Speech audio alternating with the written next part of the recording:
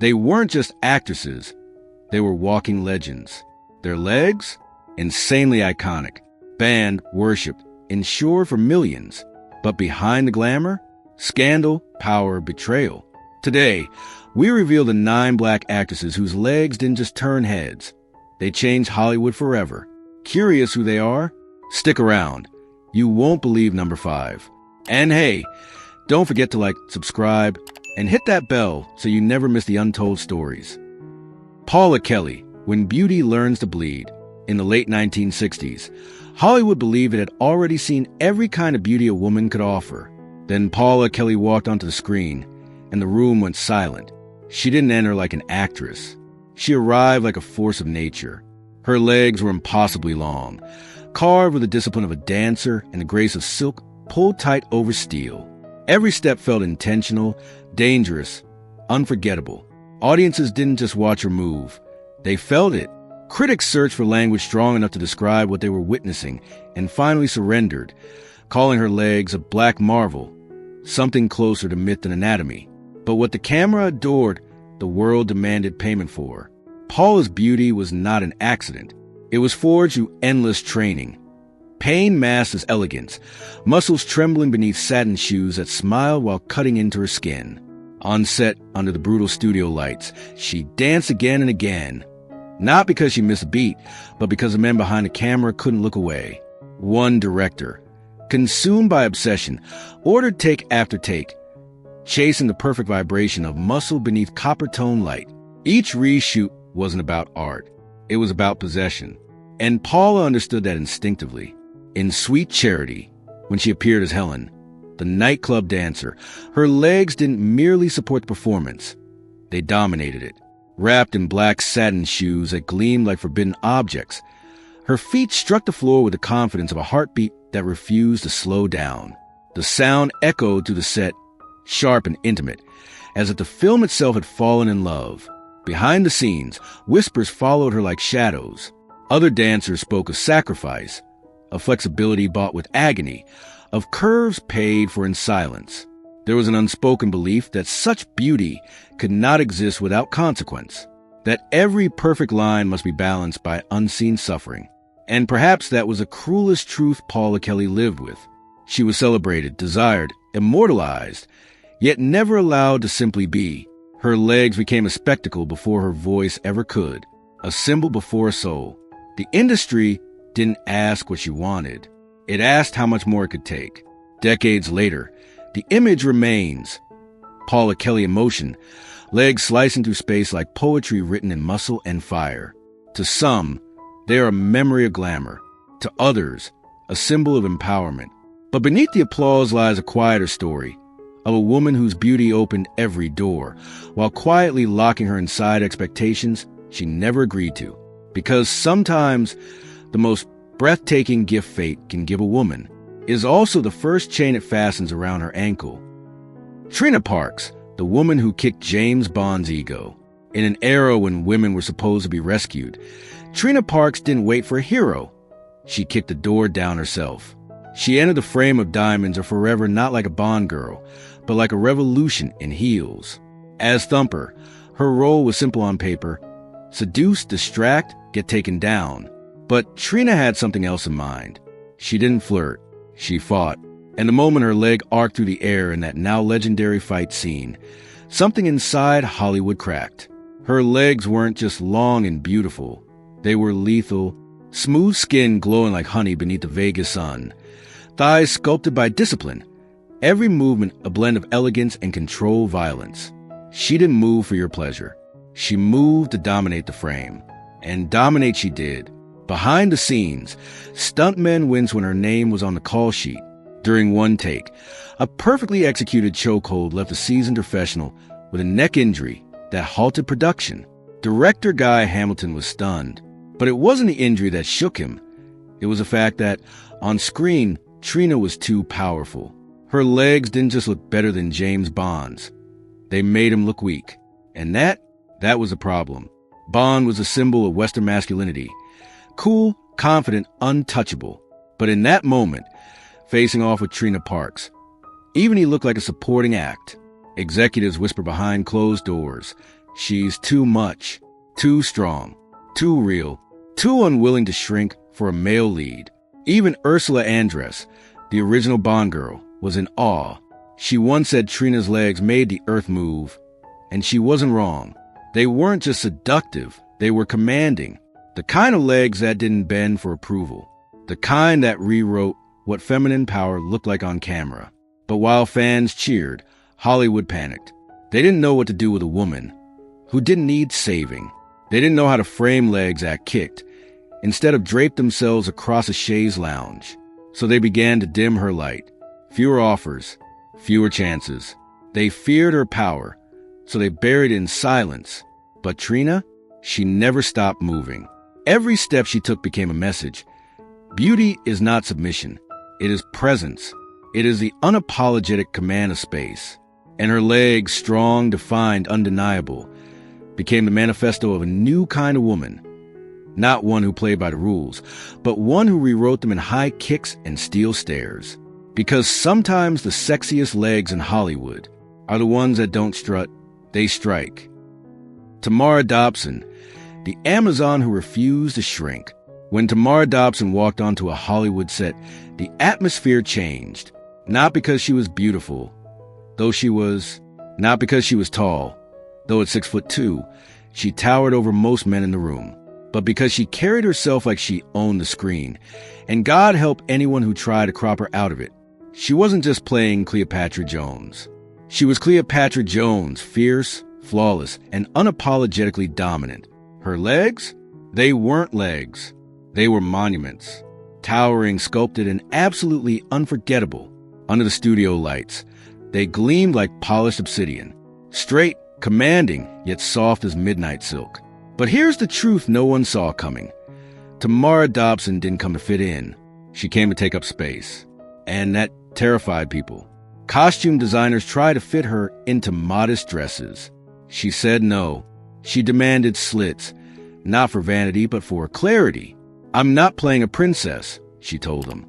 I'm playing a warrior. You don't hide a sword. You show it. She argued for every camera angle, fought for every frame, demanded the lens to drop lower so the world could feel the power in her stride. And when the director hesitated, she didn't beg. She looked him in the eye and said, "Jack, lie down." And he did, because when Tamara moved, you didn't direct her. You documented her. Her legs were more than beautiful. They were cinematic weapons. 44 inches of power, perfectly proportioned, impossibly graceful. Under wide-angle lenses, they overwhelmed every frame, making luxury cars and male co-stars look like afterthoughts. That's when the whispers began. She's difficult. She's demanding. She's too much. But what they really meant was, she wouldn't shrink. And in a world built to contain women, especially black women, Tamara Dobson was too tall, too bold, too visible to ignore. They tried to dim her by calling her proud. They missed the point. She wasn't proud. She was precise. Every camera move, every costume slit, every pose, calculated to say one thing loud and clear: this is what power looks like in heels. Yet behind that steel stare, there was cost. Long days spent arguing just to be seen properly. An industry constantly trying to pan up just enough to cut her down. Her height wasn't just physical, it was political. She didn't fit the frame, so they tried to crop her out. But Tamara never bent. Not for their comfort, not for their ego. In the end, she proved something radical. That beauty doesn't need to be soft to be celebrated. That a woman doesn't need to be small to be adored. And that the most unforgettable legs in Hollywood history were not made for decoration. They were made for war. Jane Kennedy, the woman who put a price on perfection. In a city that devours beauty and spits out bones, Jane Kennedy did the unthinkable. She put a price tag on the very thing Hollywood thought it owned. Her legs? $1 million. Literally, not as metaphor, not as flattery. She walked into Lloyd's of London in 1981 and insured them for 7 figures. A declaration so bold it sent gossip rags into meltdown and men in suits into full-blown panic. But to understand the firestorm Jane ignited, you need to understand what she represented. She wasn't just a beauty. She was disruptive elegance. a black Marilyn Monroe, but sharper, smarter, and unwilling to be handled. When she appeared on screen, she didn't seduce the camera, she commanded it. Her legs were honey-toned rivers of confidence, gliding beneath skin that shimmered like polished bronze under hot studio lights. She was velvet in muscle, softness with intent. And every man watching her, whether in a boardroom or a barbershop, felt the same thing, helpless. There's a story from the set of Body and Soul that tells you everything. Jane was asked to sprint barefoot across a gravel track for a training montage. It was meant to be raw, gritty, inspiring. The camera rolled. The extras leaned in. But Jane, she didn't move. Instead, she pointed to a tiny stone and said, "Calm as ever, if that pebble touches my heel, your insurance guy will be on the phone tomorrow." And your movie? Canceled. The director went pale, because Jane wasn't bluffing. Her legs weren't props. They were property. Weeks earlier, she had signed a contract of a lifetime, making her the first black woman in history to assign dollar value to her physical form, and in doing so, force an entire industry to rethink the rules of ownership. Tabloids called her arrogant. Producers called her difficult. Some even said she was delusional. But Jane Kennedy knew exactly what she was doing. She had studied the game and beat it at its own rules. You see, as long as her beauty was free, it belonged to them. But the moment she set the price, she became untouchable. The same executives who once objectified her now had to negotiate with her. The same magazines that praised her figure now had to pay to show it. She flipped the script, from fantasy to asset, from muse to mogul. But it came with a price. Power always does. Behind the radiant smile and studio lights was a woman constantly being reduced, second-guessed, and measured against the fragile egos of powerful men. She didn't just have to prove she was worth the money. She had to prove she was worth existing on her own terms. Still, she stood tall. Because Jane Kennedy didn't just redefine beauty. She monetized it. She weaponized it. And in doing so, she gave women everywhere a silent permission slip. You don't have to be grateful for the gaze. You can own it. Lola Falana, the legs that dance a man to ruin. They called her the Black Pearl of Las Vegas. But Lola Falana didn't shine like a gem. She burned bright, dangerous, unforgettable. On stage at Caesar's Palace, under a storm of golden lights, her legs moved with such hypnotic precision that it didn't feel like dancing. It felt like witchcraft. Two lean, impossibly toned limbs that seemed to defy physics, spinning in 5-inch stilettos for 2 hours straight, without so much as a tremble. She wasn't tall, just 5'4", but under the spotlight, she looked like a goddess carved in bronze. How? Her ankles were the size of a man's wrist. Her Achilles tendon stretched higher than most dancers could dream of, and when she turned, it was like watching silk slice through air. Critics called it optical illusion, but for the men who watched her from the shadows of velvet booths, it wasn't an illusion, it was possession. And one of them was Sammy Davis Jr., Vegas royalty, the Rat Pack's diamond, married, powerful, untouchable, until Lola Falana walked barefoot into his rehearsal room. She didn't need words. She danced around him, one kick, one glide, one haunting spin after another. And just like that, he was gone. Witnesses whispered about it for years. They said during those rehearsals, Sammy forgot his lines, forgot the music, forgot he had a wife. All he could do was stare, like a man under a spell. And maybe he was. Their affair erupted like a tabloid earthquake. The perfect showman broken. The marriage destroyed. The headlines brutal. They didn't blame him. They blamed her. They said she was a seductress, a homewrecker, a manipulator with legs too powerful and a dance too dangerous. They painted Lola not as a performer, but as a curse. She never got to tell her side. No one asked about the pressure of performing perfection every night. No one wondered what it felt like to be both admired and accused just for existing in your body. Because Lola wasn't just dancing. She was surviving in a world that gave black women the stage, but never the sanctuary, that praised their bodies, but never protected them, that let them shine, only to blame them when the fire spread. So she danced, even as the tabloids turned her name into poison, even as men turned their obsession into punishment, even as the industry slowly withdrew the spotlight that once adored her. But Lola never stumbled. Her legs, those sculpted, sweating, singing legs, kept moving like they had something to prove, because they did. Every spin was a rebellion, every kick a refusal, every performance a quiet declaration. I am not your fantasy. I am your consequence. In the end, Lola Falana's story isn't about an affair. It's about power, raw, rhythmic, feminine power, and what it costs to wield in a world that fears what it can't control. Her beauty didn't ruin man. Their weakness did. Jeannie Bell, the beauty they tried to erase. From the moment she stepped into the spotlight, Jeannie Bell was a paradox too dangerous for Hollywood to solve. A former Playboy cover girl turned action star, she wasn't just gorgeous, she was uncontainable. Her legs were the kind of perfection that didn't merely flirt with the camera, they devoured it. Long, sleek, sculpted like chocolate silk wrapped over steel. Critics called her the sex bomb with a black belt, and they weren't exaggerating. But Jeannie wasn't interested in playing anyone's fantasy. She came into Hollywood with fists trained and focus sharp, ready to fight her way into roles that weren't made for women like her. Powerful, bold, black. And for a brief, shining moment, it worked. In TNT Jackson, she moved like fire. Kicks that cut through air, thighs flexing with command, elegance dripping from every frame. Then the light started to dim. It wasn't her talent. It wasn't the audience. It was the men behind the curtain. The producers, the gatekeepers, the frightened little gods in suits. Because Jeannie Bell's beauty didn't play nice. It didn't stay in its corner. It demanded attention, and in doing so, it did the one thing Hollywood couldn't forgive. It overshadowed the men. The turning point came in a smoke-filled screening room in Beverly Hills. Roger Corman, the so-called godfather of indie cinema, paused the film mid-frame and said, "With Venom, this isn't acting. This is provocation.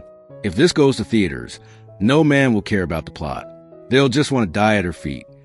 And just like that, Jeannie's name was blacklisted.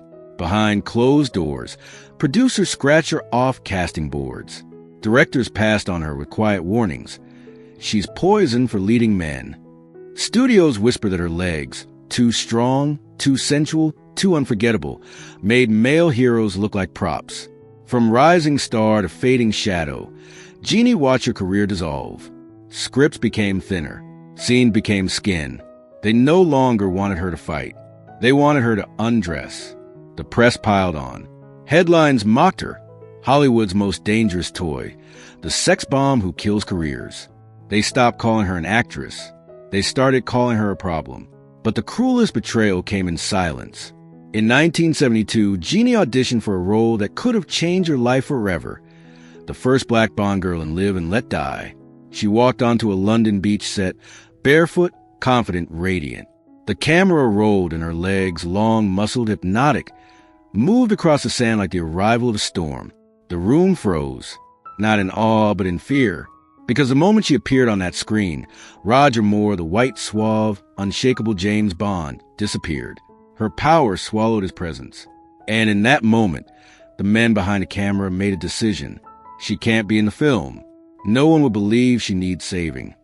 The role went to someone softer, safer, smaller. And Jeannie Bell? She became a warning. Don't be too powerful. Don't be unforgettable. Don't you dare eclipse the man. Her legs were once her strength, her signature. In the end, they became her sentence. But here's what they never understood. They could silence her career. They could bury her name. But they could never erase that one perfect frame, where Jeannie Bell, lit by the sun, moved across the sand with the grace of a goddess and the danger of a weapon, and made the entire myth of James Bond tremble. Because sometimes the most feared woman in the room is the one who doesn't need to be saved. Judy Pace, the queen who signed her power in stilettos. She didn't scream. She didn't beg. She just crossed her legs. And Hollywood went quiet. Judy Pace was not your typical starlet. She didn't seduce the camera with softness. She commanded it with stillness, with a glance, with a step, with the sound of her heels ticking against marble like the ticking of a time bomb. dubbed the most beautiful villain in television history. Judy didn't play the damsel, the siren, or the comic relief. She played the chess master, cold, composed, and always 10 moves ahead. And at the center of it all, her legs, long, lean, untouchable, like twin strokes of calligraphy drawn with obsidian ink. Sharp, precise, impossible to imitate. She walked through 1960s Hollywood like she didn't need to ask for power. She wore it in every custom-fitted stiletto, in every dress slit just high enough to show the world that she could bring men to their knees without even touching them. But behind the elegance was a secret war. In the smoky backrooms of Beverly Hills, where film contracts were scribbled not in ink, but in whispers and wine, Judy Pace became a legend of another kind. The woman who could get a role without saying a word, because her legs did the talking. That's where the rumors began. They said she didn't audition. She just showed up, legs first, and left with a contract. They claimed producers invited her to private gatherings not for her talent, but for the privilege of gazing, of watching her cross one leg over the other while sipping Merlot. As if beauty itself had signed a deal with the devil. Was it true? She never said, because Judy Pace understood the oldest rule of power. Let them believe whatever makes them afraid of you. She never denied the whispers. She just smiled and kept walking. But fear always tries to explain what it can't control. And Hollywood? It couldn't handle a woman who turned objectification into negotiation, who made them pay, not in compliments, but in contracts, who walked into rooms built for white men and rewrote the air with every click of her heel. Even Roger Ebert, one of the most revered film critics of his time, confessed, Judy Pace possesses the most dangerous legs in film history. Those bare legs are the fuse that ignites the deepest desires of men. But what he didn't say, what none of them ever did, was that Judy's danger wasn't in her body. It was in her control of it. She didn't need to run, jump, or kick to dominate the screen. She simply had to be, and that terrified them. Because what happens when a woman walks in and owns a room before the camera even rolls? When her beauty isn't begging for attention, but demanding payment. Judy Pace never raised her voice. She didn't have to. She let her legs speak for her, and every syllable sounded like royalty. Vanetta McGee, the slap that shattered the lens. She was ice in a city of fire, a silhouette of symmetry, not a sex symbol, a sculpture. Vanetta McGee didn't arrive in Hollywood to be devoured. She came to be remembered, and she was instantly, not because of how much skin she showed, but how little. She hid what others flaunted. She whispered where others screamed. In an era when blaxploitation films worship curves, flesh, and seduction, Vanetta walked into frame like a queen from a forgotten dynasty. Her beauty was unnerving, mathematical, precise. Critics nicknamed her the ruler legs.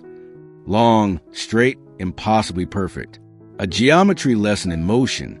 Men wanted to possess her, but they feared her even more, because she never played the game. She didn't tease. She didn't twirl. She glided, expressionless, wrapped in high-neck silk and long skirts that kissed the floor. She let mystery do the talking, and nothing is more dangerous in Hollywood than a woman who refuses to explain herself. Then came the night that changed everything. August 25th, 1972. The Blackula premiere at the iconic Cinerama Dome in Los Angeles. The air thick with perfume, heat, and flashbulbs.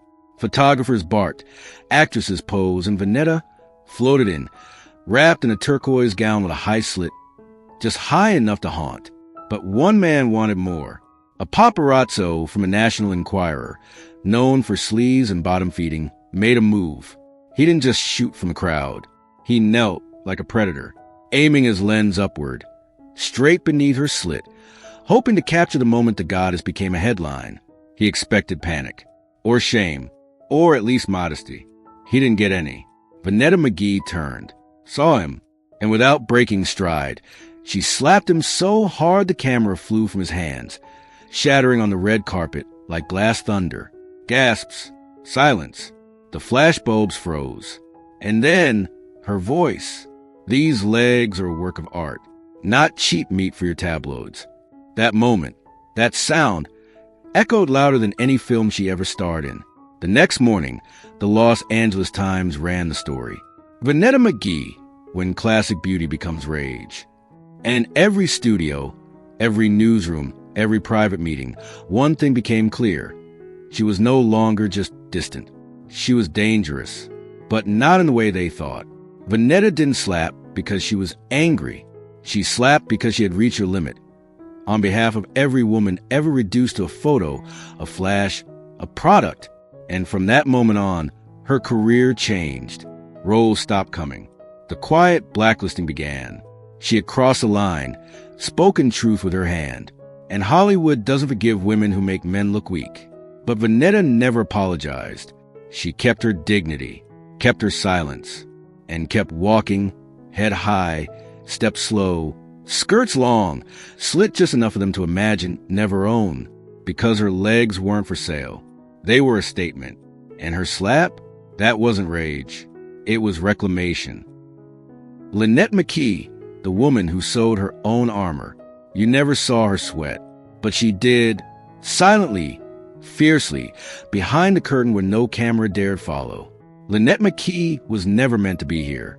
Not in Showboat, not on Broadway, not in the eye of a storm made of envy, tradition, and velvet. But she earned her place, one stitch at a time. Unlike the queens of the screen who floated in on glamour, Lynette fought for her spotlight with callous hands and needle-prick fingers. Her beauty wasn't sculpted in designer gowns or glimmering shoes. It was built on discipline, on bruises, on nights when no one clapped, and mornings when her legs screamed before she even got out of bed. Her legs were not simply beautiful.